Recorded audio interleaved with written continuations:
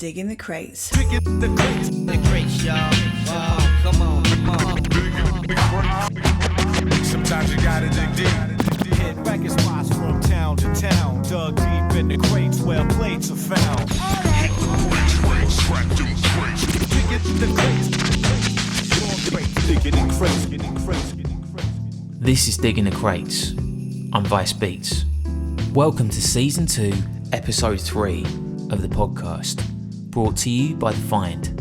The podcast focuses on exploring the art, passion and culture of hip-hop, going beyond the typical questioning and digging deeper into the passions, inspirations and experiences of those involved in the scene's rich culture, featuring artwork from Sick Film and intro music by Herma Puma and Jabba the Cut.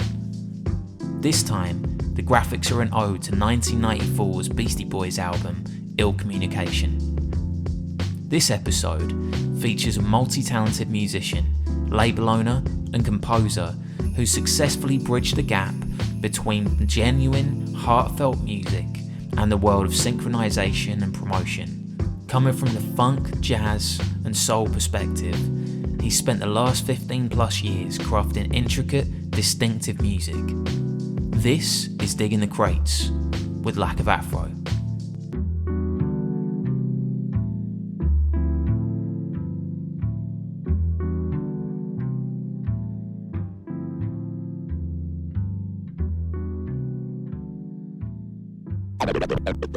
And now for our feature presentation. All right, here we go. Yo, this is Adam, Lack of Afro, and you are listening to Diggin The Crates with Vice Beats and The Find. Lack of Afro, welcome to Diggin The Crates. How you doing? Hello, mate. I'm good. Thanks for having me on. No, of course. No, you're very welcome. So I guess I just wanted to start off by asking you, how did you first start your musical journey? Yeah, well, I was born into a fairly musical family. My grandmother was a concert pianist during the Second World War, and she was a piano teacher. And she started teaching me piano when I was 7. And I kind of sort of went from there, really. I loved the piano, but I never kind of hugely excelled in it, shall we say. But I kept it up for a while, and then I started kind of like getting interested in other instruments. The main one was the saxophone when I was about 11. I remember seeing a guy at school play the alto sax, and he played this kind of piece, and it was. I remember just like thinking, God, that's so cool. Like saxophone is like the coolest instrument. So after that, I started saxophone lessons, and I kind of progressed fairly well on with that, and music kind of became a bigger part of my life. And then, at school, there's another guy, a friend of mine. Everyone's got a friend who plays guitar, and sort of showing me a few chords on the guitar. A guy called Chris Reed, and I was playing along to like Oasis songs and Blur songs. This was like the Britpop days, the heady days of Britpop. I was a big Britpop fan back then, and learning guitar that way. And then my uncle started showing me some beats on the drums. My dad played the drums as well.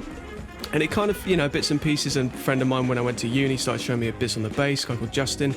And it went from there, really. So it's kind of been bits and pieces, picking them up over the years.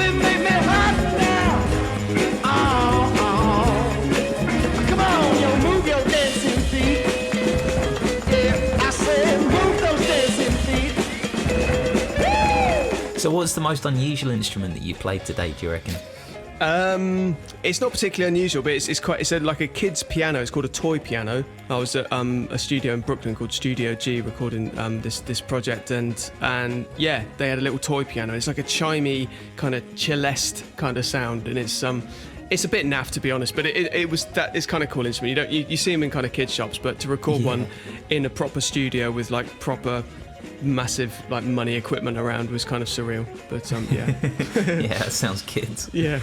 So how did you get into hip hop then? I came to hip hop through the samples that hip hop producers were using from all the funk and soul guys in the sort of 60s and 70s, really. I know a lot of people come from it the other way. They get into hip hop first, and then they get into funk and soul and jazz and what the rest of it via the samples. But for me, I was a big funk and soul fan at uni. And I kept hearing these little snippets of those tracks crop up on various hip-hop tracks. And I was like, God, I thought that was, Kool and the Gang, I thought that was Earth, Wind & Fire, but sure, this guy's just, what's he done there? And that's kind of how I got into it, really. It was fairly late, but compared to a lot of people, I wouldn't say, I haven't been a hip-hop fan for 30 years, man and boy, but at the same time, when I did fall for it, I fell hard, and it was instrumental hip-hop to start with, I have to say. So people like DJ Shadow, RJD2, those kind of guys, AIM, God called AIM. So that was what did it for me then, the instrumental stuff, and then I got into the vocal stuff later on. But So where did your name come from then? I think it was a big night out at uni. Basically, we had to write, as part of my course, we had to write a tracks and sort of imagine releasing them under your artist name and everything. But I didn't want to release music under my own name because it wasn't. I haven't got the nicest kind of name, like ringing name in the world, like some other people have. So I was like, no, I'm gonna think of a cool name for myself. And I don't know what happened, but the next kind of morning with sore heads, we woke up and the Lack of Afro was there, and I can't remember who thought of it. I think my mate James says he did, but you'll have to ask him, and he hasn't been on any kind of royalties before you ask, mate. So it's one of those ones where it's kind of it. One of those ones where it was just there, and I was like, oh, I'll roll with that for a while and see what happens. Never thinking that 15 years later, 16 years later, whatever it is, I'll be still here. But there we go. That's a solid name. It's solid, yeah, it's solid. And also because of obviously the music and stuff, I'm a very white guy writing funk and soul tracks, and I definitely didn't have an afro, so that was the thing behind it, But yeah, there you go, and I'm still here. So who would you say inspires your music then? So I mean, you mentioned about funk and soul, and then he said about some of your initial roots with hip hop, with AIM and Shadow and so on. But I mean, in the present day, who would you say inspires your music, or do you find there's artists who have inspired you throughout?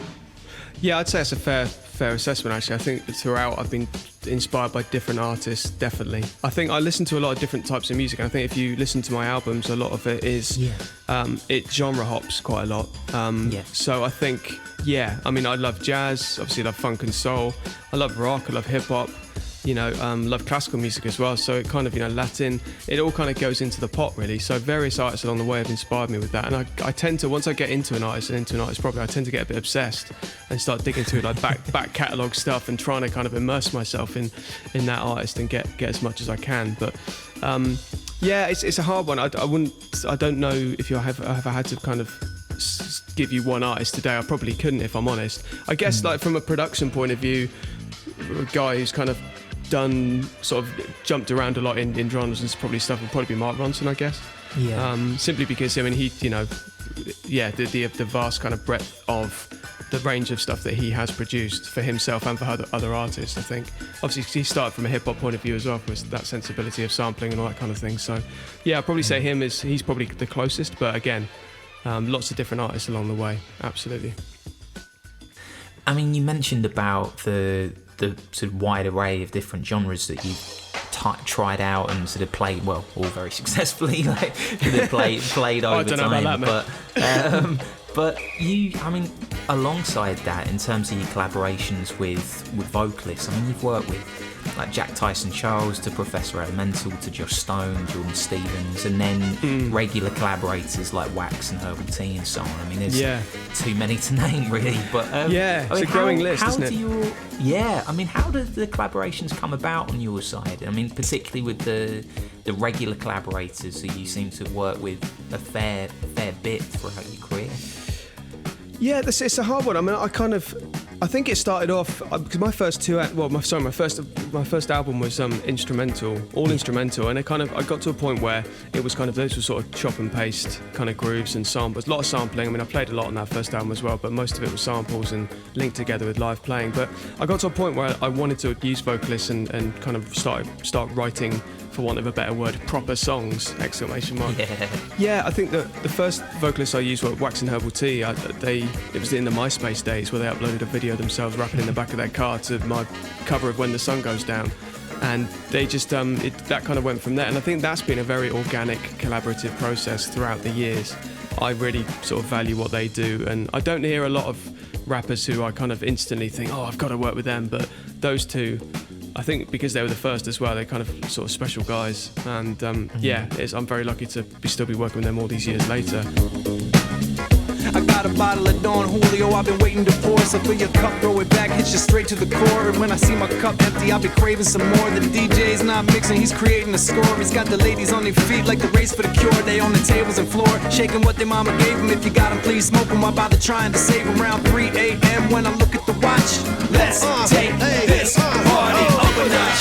Party people, come on, take it up a notch. Out in the city, hey, raise the bar. Come on, take it up a notch. We ain't got nothing else to do. Take this party up a notch. Come on. Just the vocalist, the collaborations kind of come, fairly organically, really. You sort of ask around and you see who's in, then you kind of hear people and you think, I wonder if they'd be up for working together. And of course, man, I'd love to work with, loads of vocalists that would just be right now would be impossible to get on a track. I have to be realistic about this shit as well. I can't just phone Adele up and see if she's up for guesting on a chorus and all that sort of stuff. It's not going to happen. But at the same time, it kind of I'm quite proud of the list of vocalists that I've collaborated with, because a lot of people have told me that one of the things they like about my albums is that they know they're going to hear a vocalist that they haven't heard before, which is nice. I like that, and it keeps things fresh as well. If you use vocalists that have maybe kind of been underrepresented or deserve to be out there a bit more, it's kind of nice to see that happen, and it's nice to give them a sort of a platform of getting their stuff out there. So it's cool, man. I like it. It's collaboration is at the root of it all, isn't it? Really. So what tends to be your creative process then when you're creating new tracks? It kind of totally depends. It used to be like for the first sort of couple of albums, 2-3 albums maybe, I sort of found a sample that I'd like to use, and then half the time I'd sort of play in bits around it, and then sometimes I'd take the sample out, and then obviously leaving something kind of fairly fresh and new. And other times I'd leave the sample in, but I think fairly recently, the last album, the new album, I'm Here Now, was I had I'd set it to be my mission to play all the instruments myself on the whole record, and that was obviously very unusual. I've never done that before, but I wanted to do that to keep the process fresh. Whereas the album before that, Jack of All Trades, there was loads of session guys on there, loads of session musicians on that album. And I wanted to strip it right back down for this one. But I think you shouldn't be governed by any kind of definite creative process every time. I think as an artist, I think you just do whatever works for you. If you are if you have to do things a certain way, then great, man, whatever works. But for me, I do like to change it up with every album, really. I think every album I've done differently. And that is, I think that's important for me. I think, there isn't like a set creative process that I have. Sometimes it will start with, a little idea that comes into my head. Sometimes it'll be just a vocalist to collaborate with, and I'll start listening to their back catalogue and think, right, well, they've done that, so I won't do that. I'll do something else, and that obviously leads you down another path of, songs or creation. So, I think there's not one answer to that. I think probably the one answer would probably be keep my mind open, really, and just see what comes along with every record.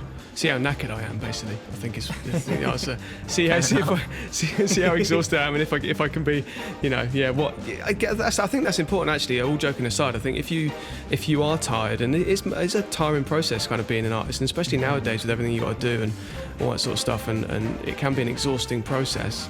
I think you've just got to do what excites you. Do you know what I mean? I think you have to get excited. I think you have to get motivated by something that you haven't done before, or if you have done it, just the excitement to want to do it better, I suppose. But excitement has to be in there, because if it isn't, then it kind of you just think, making an album is a long thing to do. It's a long process to do. So definitely. No, it's a good point. No, it's good to keep it fresh, really, in that way, isn't it? It's essential for me. I think also the older I get as well, and the more I have, the more albums I've released and the more material I've got under my belt. I'm Here Now is my 7th album, and it's like you've got to have a good reason to make a 7th album. I think. What haven't you said in the 6 previous albums? And you have to have a good reason for people to listen to that album. Do you know what I mean? And, so for me, that was trying to challenge myself and play all the instruments myself and get the the sonics to a point at which they were bigger and punchier than anything I've done before. So that was the challenge I set myself. So I think keep it exciting. Try and do something you haven't done, maybe. Yeah. And I mean, you mentioned that you play lots of different instruments. I mean, one of the interesting aspects on your side is your collaboration with Splice. I mean, how did that come about? Like, how did you end up working with them? Do you know what? Splice, I didn't know I was working with them, if I'm honest. Fair enough. No, it's not a dodgy thing. But so basically, I've worked with Loop Masters, the guys at Loop Masters, for a long time. This is for I think we're about 7 years in now. I think. So I've done sample packs through them, and I think they've got a good relationship with Splice. So they license all their stuff to Splice, and obviously as a Loop Masters artist, I'm part of that. And actually, funnily enough. A hero, my musical hero, my Madlib, obviously, who you know, he heard my stuff through Splice. He heard some of the sample packs I've done through Splice, and that led to us meeting up and talking about working together and all that sort of stuff. And whether that actually happens or not, man, I don't know. But just to meet Madlib and chat with him, and he's a bit of a hero of mine, and yeah, so I have got Splice to thank for that, even though I didn't know I was working with them. So, happy days. Thank you, Splice. Yeah, yeah, exactly. So, but yeah, that was those are the Loop Masters guys. So shout out to them as well. Nice. So I guess it's probably a side that you were a bit more conscious that you were getting involved in. But how did you start creating music for TV, film, and adverts and so on? Well, see this, the TV thing. I mean, that came basically from. This was before I even wanted to be an artist. I wanted to be a film composer. Essentially, I wanted to be a John Williams or a Thomas Newman or a John Barry, one of these guys. I was obsessed with film music, and I kind of still am, really. And I'm still kind of holding out hope that someday I will be, sat in a massive studio overlooking the Hollywood Hills with, strings around me and pencil and manuscript in my hand. But no, that was basically it. It was my first love was film music, so I wanted to be a film composer. So being an artist and being sort of Lack of Afro and all that sort of stuff kind of came as a byproduct from writing music, writing material, through putting out music as Lack of Afro and all that sort of stuff, then some of the tracks started to get used in adverts and films and TV shows, and I think people have asked me before kind of why does my stuff get used a lot in that sort of stuff, and I think it's because I studied film music for a long time, and I think it kind of seeped into what I was doing. So I think all my stuff's kind of got that kind of vibe about it, not filmic necessarily, but sort of universal TV vibes in it. I don't know if that makes sense, but Wax basically, he said to me once that my music is international, and that kind of, I think that sort of might sum it up a little bit. So kind of, I think, so film music was what I wanted to do to start with. That's kind of how I got into it, and then I've kind of done bits and pieces and scored a TV series called Mixology, which was on ABC in America a few years ago, and done bits and pieces here and there, and it's something that I would love to do when the Lack of Afro stuff has kind of done its time, if you see what I mean. Because man, composers live to their like 80 or 90, don't they? They never stop, those guys. So they just crack on and carry on. And I can't be an artist until I'm 80 or 90. Imagine that, So I need something else. I can't, can't keep doing this all the time. Yeah. That's my retirement plan. Is to be John Williams, basically. it's a good expectation. Yeah, no, I'm setting my goals quite low there. Yeah. I wonder if John Williams is sitting there thinking, at some point, I would love to be like Lack of Afro.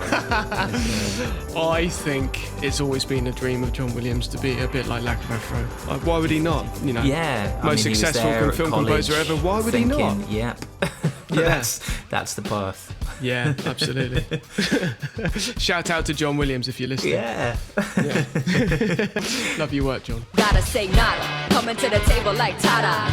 What you're seeing is the whole enchilada. Lot of them try to be a martyr like they can take it farther, but tell them if they're smart they wouldn't bother. Try to charge it to the game, but their credit's gone. Never read your palm and tell your future ain't what you're dependent on. Get a type that's never wrong, right to get along. Pay attention to the shit you've been corrected on. Fire! Come on, yeah. Let's go. Stand up, turn it up until the speakers erupt. Hands up, buck stops here, let's keep it a buck. Come on, picture Alyssa Marie giving up. It's not happening, no need to discuss.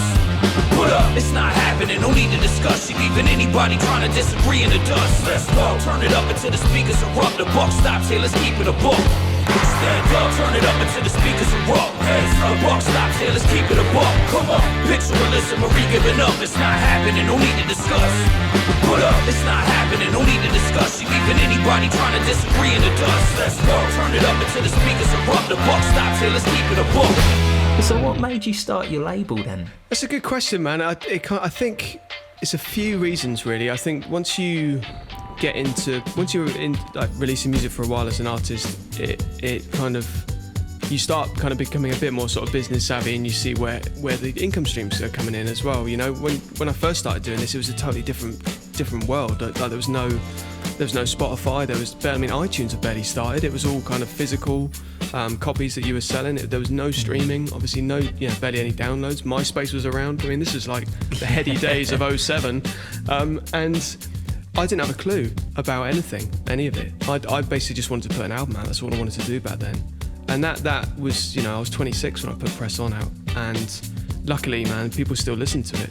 And it's great, and it's great, and it's kind of, but at the time I was just happy to be there, happy to put stuff out. And I guess the more you release music, I was with a label in London called Freestyle Records for the first 4 albums, and I guess after 4 albums and stuff, I just wanted to kind of do my own thing a bit more, just be in a little bit more control of what happens to my own music. I guess by this stage as well, my stuff had started to be used in kind of film and TV and all that sort of stuff, and when you see kind of where the money goes and where the splits are and where the revenue is, it kind of made sense for me to start my own label. And to be honest, at the time I thought, well, I know enough now, I can do it.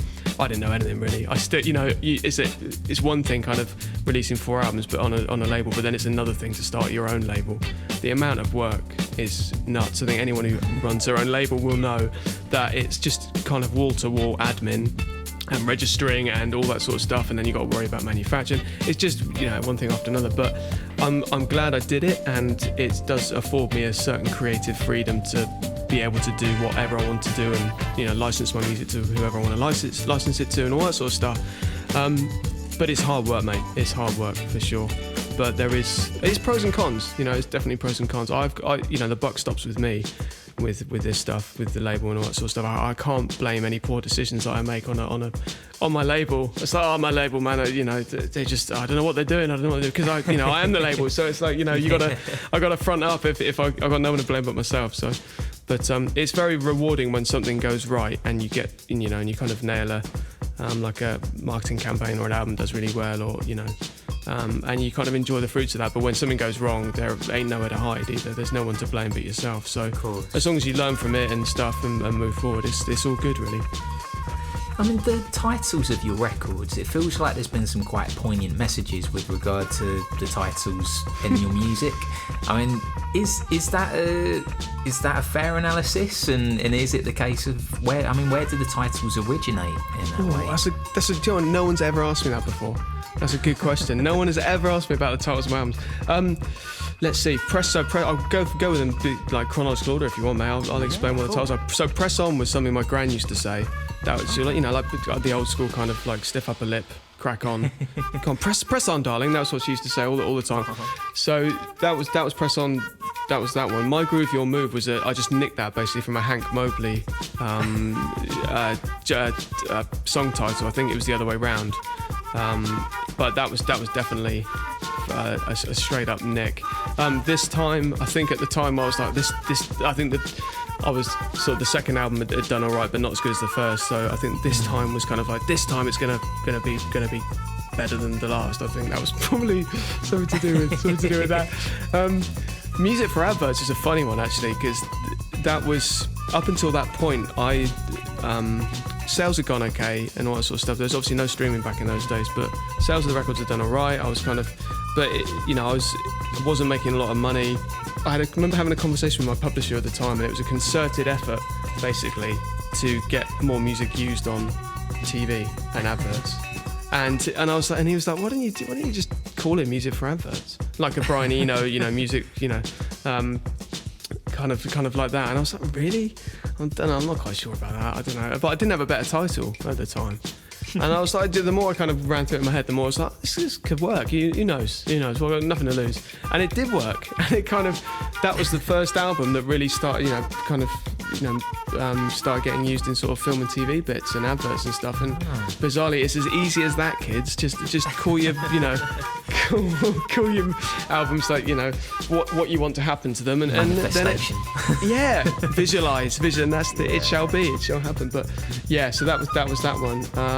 Hello Baby was just a short, snappy title, I think, that I wanted to put out there. And the first track on the album was called Hello Baby, so that was that one.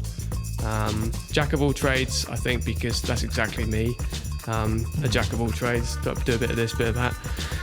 And what's this one? I'm Here Now. Yeah, I'm Here Now because I was kind of writing, sort of playing all the instruments on the record. It's like an I'm Here Now kind of thing. And also because I'm Here Now is where I am in my career right at this moment in time. So that's all of them.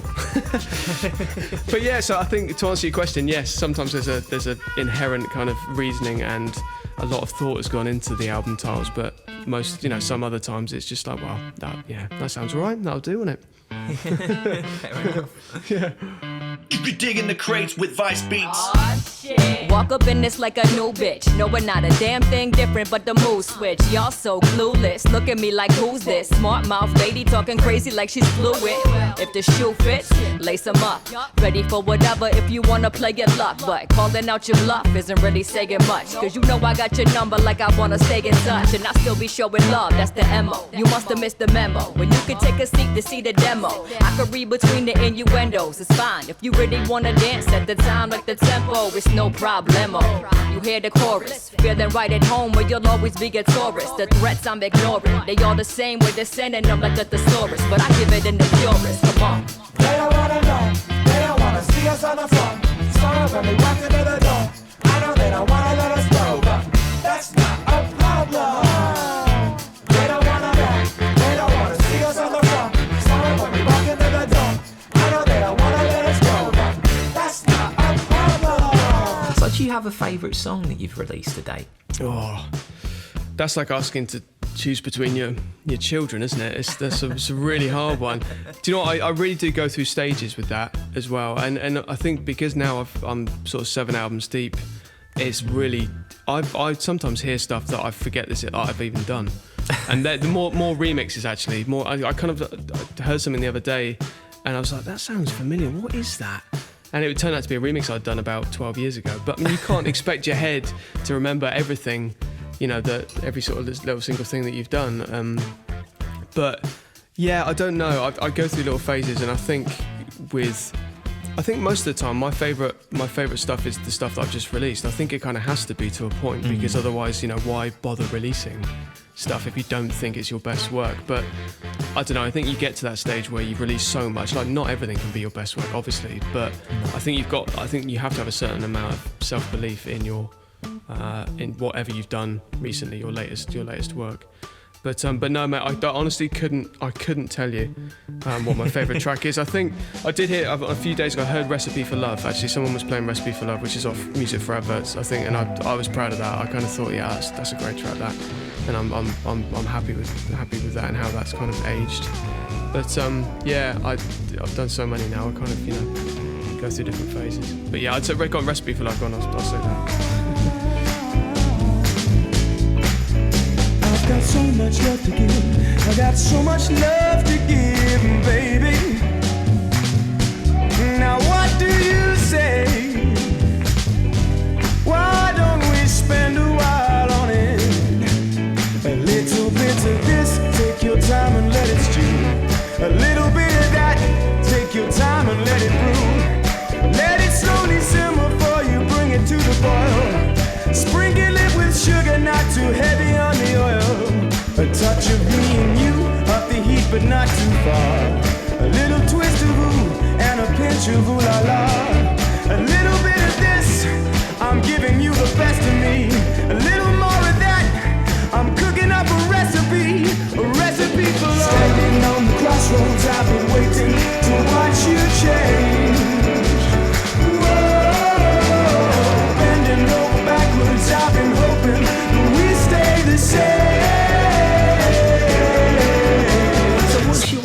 personal music collection like? Is it more digital or physical, and what kind of things do you tend to seek out? It's all over the place, my music collection. I think in every way, in format, in genre. Yeah, I mean, like I said, I come from the generation of, you know, I used to buy CDs a lot because CDs used to be, you know, the only thing that you could buy buy new music on before the streaming, before vinyl had the resurgence that it has now. So I've got loads of vinyl, obviously I've got loads of CDs. I've got some mini discs kicking about. Remember those? Yeah, I've got some of those stuff. You got some of those, yeah? Yeah. Cassettes, obviously I used to do the, you know, the Pause mixtapes back in the day. Got some of those hanging about. So every single format I think I've pretty much got. But in terms of like the actual collection, it goes from everything. Like, there's literally everything there, every genre pretty much. You know, a lot of jazz. I'm a big jazz fan, but and a lot of hip hop actually now. But also I think I listen to a lot of electronic music too. And yeah, it's just a really diverse range. I kind of sometimes I think I look at you know obviously the people who are just into one genre of music and it's just that's all they listen to and obviously they're very kind of clued up on it. I've never been able to do that, even if I've wanted to. You know, I just can't. I don't know what it is, but I seem to be wired in such a way that I love, you know, listening to lots of different stuff all of the time. I think it might be to do with something like concentration or something. I think my mind's just all over the place. So it's just like I need to be stimulated in different ways all of the time by all of the music. So it's just, I think my collection is kind of a bit all over the place, but yeah, very, very diverse, should we say. So I mean, who are you feeling at the moment? Are there any new artists that are coming out that you're really enjoying listening to? And I guess particularly within the kind of realms of hip hop and so on, are there any artists that you're looking out to at the moment? I think in terms of hip hop, I probably have to say, you know, the vocalists on my album, you know, I've got to give them a shout out because those guys have been doing it for some of those guys have been doing it for a long time. Some of them haven't been doing it for a long time at all. I think guys like Watsky, who, you know, he's just an incredible kind of, you know, lyricist and he's kind of poet really. And the speed at which he can rap is just phenomenal to me. And you know, those Watsky, you got Waxing Up with T, I've got to give them a shout out as well. They've been doing it for a long time, but I still think they're, you know, right up there in terms of what they do, and they play instruments as well, and they're just like multi-talented guys. Who else have we got on the record? Alyssa Marie as well. She's you know, someone that everyone should get to know more of, definitely. And yeah, I just, you know, a lot of those guys. I'm very fortunate to work with those guys. You know, it's very nice to have them on the record.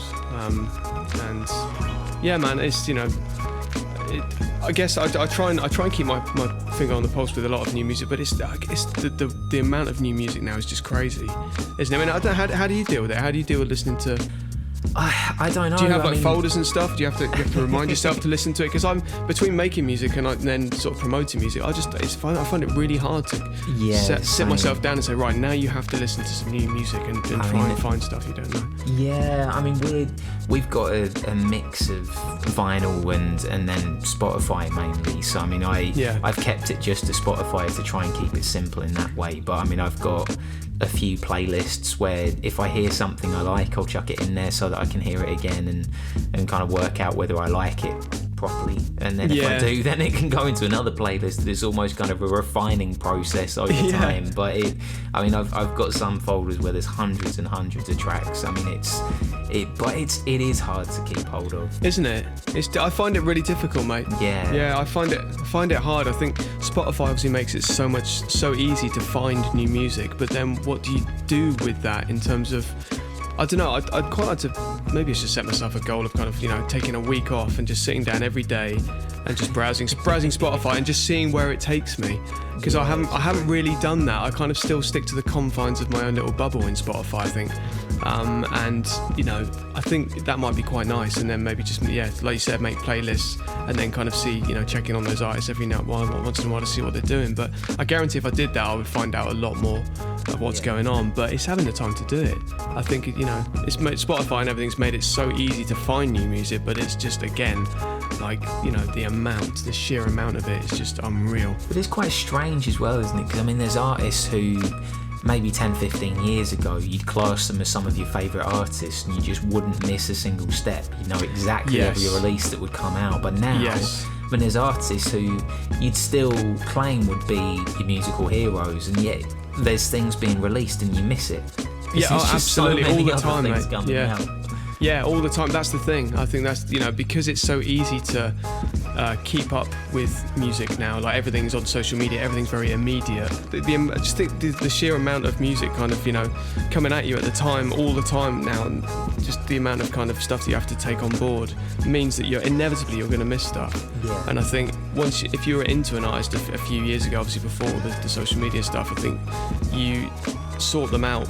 You made it a point to actually kind of see what they're up to and all that sort of stuff. Now on social media, everything's kind of, just a barrage of stuff and promotion. So it's so easy just to miss one thing by an artist that you've actually, supposedly kind of been following for a while. Things get missed. I post stuff and, sometimes a load of people see it. And so sometimes some people are like, well, I didn't see that kind of thing. And it's like, well, what do you do? What do you do? You just have to clutter people all the time. Yeah, exactly. Yeah, just have to, pester people with stuff. It's a strange one. It is hard, it is hard. Get involved in the conversation. Use the hashtag DTCpodcast.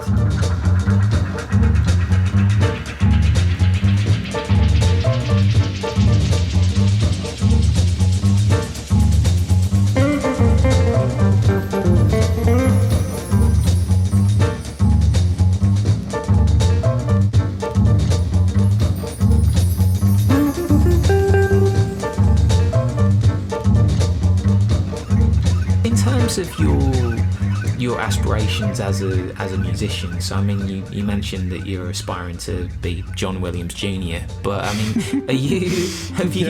what do you feel is left in terms of music that you want to make as Lack of Afro? Are there particular artists that you think, right, I really want to collaborate with them, but I haven't yet? Or are there certain instruments or sounds that you don't feel you've explored yet? Yeah, that's a good question. I think, like I said before, I think you have to for me now, sort of the next album will be album number 8. You've really got to have a good reason to make another album. And I think I still, even though I've been doing this like nearly, sort of 15 years, I feel that I'm still getting started, really, in a way. Yeah. I think I've just got to a point now where I'm confident in myself as an artist and what I kind of, the sounds that, and the albums that I've made and my process I'm kind of fairly happy with at the moment. And it wasn't always the case at all. I struggled with that for a long time. And I think I'm a lot happier in myself now than I was, back then. So I think, instead of, I've done 1 or 2 albums where I've I remember in working on them, I've been quite stressed and worried about the end result. And fortunately now I've got to a point in my career where not every album is a make or break, So I can actually maybe enjoy the process a little bit more rather than actually worry about whether it's going to do well and whether people are actually going to care about it. Because I have that back catalogue to kind of, give me a little bit of support. It's not all about the next record now. It's not kind of like, everything hinges on this, so if it doesn't work, then you have to go and look for another job. So I think from that point of view, I think the enjoyment factor is definitely kind of gone up, and just to relax a bit more and actually kind of let it flow a little bit more is I think, and I guess that is probably what I would say is left for me in terms of making Lack of Afro records, just to kind of is to enjoy them a bit more and to see where they go. And kind of be open to new collaborations all the time, and just see what comes in, see what comes my way, instead of kind of being quite sort of forging ahead with stuff, just to look up a bit more and see what's around, kind of forge some time for experimentation a bit more. Yeah, I think so, man. I think that's it. I think I've got I've been doing the last record I did was about 4 years ago, but I've got a side project called the Unity Sextet, which is, again, going back to our friend Madlib. I've nicked the idea from him, basically, like a fictional jazz and hip hop band, essentially. So I've done 3 records under the Unity Sextet name, and that's another thing that I'd been meaning to do for a long time, and perhaps haven't had the time to, or the the freedom to do it. But now I can sit down and do another record like that, and so I think that's the thing. Just take things a little more slowly, and just relax a bit more, basically. Yeah, it sounds like a plan. Nice. Yeah, which we all need, I think, you know, a bit more relaxation, you know. So yeah, definitely. Well, Lack of Afro, thank you so much for joining us on Digging the Crates, and Mate, really wish you the you. best of luck with your music from here on. But yeah, thanks very much, man. Thanks for making it. No, it's all good. Thanks for having me on. It's been a pleasure, mate. Cheers, man. Nice Thank one. you. Cheers, dude. Peace. Bye now. To find out more about each episode, including the tracks played, go to thefinemag.com.